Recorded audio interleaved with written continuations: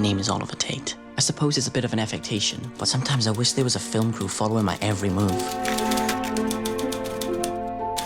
I don't quite know what I am yet. I've tried flipping coins, listening exclusively to French crooners. I've even had a brief ad phase, but nothing stuck. Hello and welcome to What the Flick. My parents have not had sex for 7 months. I've been monitoring their intimacy via the dimmer switch in their bedroom. I am Christy. That is still Alonso. And we're going to talk about Submarine now, which is this really lovely little coming-of-age comedy, which are often words that would make you cringe at the very idea of them. This is actually kind of lovely and sweet. It takes place in suburban Wales, about a 15-year-old kind of misfit boy whose parents are in the middle of splitting up, and at the same time, the nerd girl he has admired from afar finally pays attention to him, and things happen. Jordana Bevan's moderately unpopular, which makes a romance between the two of us more likely. Meet me under the bridge after school and we'll take it from there. Now kneel down. Close your eyes. Wow, you look mentally retarded. What are you going to do with the photos? What are you complaining about? This is conclusive proof they might not be gay. I asked if she was my girlfriend now. She said, I'll think about it. but what she meant was, yes, we are now as one. It's kind of like a Wes Anderson movie, but in good ways. It's like a good rip-off of Rushmore. What I was thinking is that it's either the money quote or the movie, the thing that will make people run from the theater, but I thought this is Rushmore as directed by Jean-Luc Godard. That's a really excellent little comparison, right? It's artsier Rushmore. Yeah, there's a lot of Godard touches, the way he uses the big block text on the screen, that shot of the two of them passing each other in the hallway where it cuts back and forth really quickly. She's got the Anna Karina haircut. I mean, like that's clearly a touchstone for the director, who is Richard Ayoade. Ayoade. We asked. Christy taught me how to say it.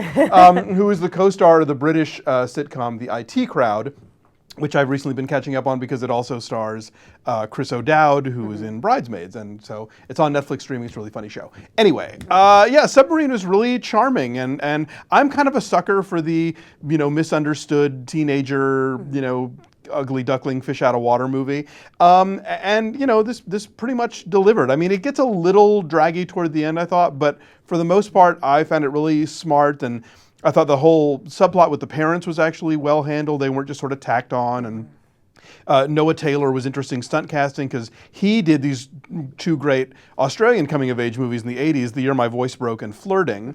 So, good. Nicole Kidman. Young Nicole Kidman. Young Tandy Newton. And young Tandy, also, and Year My Voice Broke is also on Netflix streaming, although it's hard to find it on DVD. There you go. But the thing is, like, this kind of movie is made so often, like the quirky little coming-of-age indie. Sure, and yes. I think a lot of why this works is that the performances are very understated, but it's also extremely, and I don't want to say elegant, because it's quirky, but it's elegant. It's shot really beautifully, and it's edited really fluidly. Even moments like it's in the trailer where they're running on the beach with sparklers, like it should be just cloying, like, oh, look at all the symbolism. It's so they're twee, so free on the beach, but there's such an elegant kind of beauty and artistry to it that it worked for me. Yeah. The two of them are adorable together.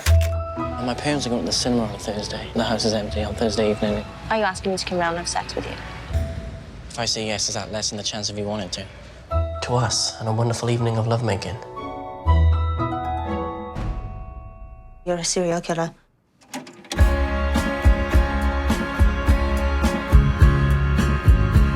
I wish I could hand in this excuse now. Please may Oliver be excused from class. His tiny heart is broken. It's a big love letter. I've got a big heart.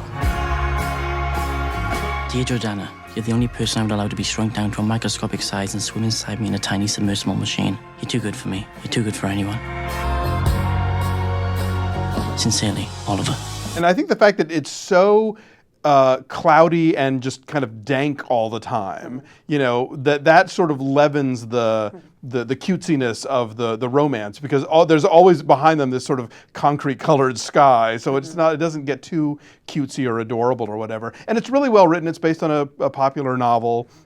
And you know, I think all the characters make sense. They feel believable. You know, even when it's outrageous and funny in that way, it all still feels kind of anchored in a reality that you can empathize with. Yeah, and the parents, Sally Hawkins and Noah Taylor, at first kind of feel like they're just going to be in the background, like parents so often are in teen films, but they very much get developed, and how their marriage is changing very much gets developed, which brings us to the mulleted psychic Ex-boyfriend. ninja neighbor ex-boyfriend. Aura expert. Right, and again, this is somebody who could have been a cartoon, obnoxious, but there's more to him too. There's like a sadness and sort of dysfunctionality about him too that's very appealing. So. Definitely. So we liked it. So let's do some numbers.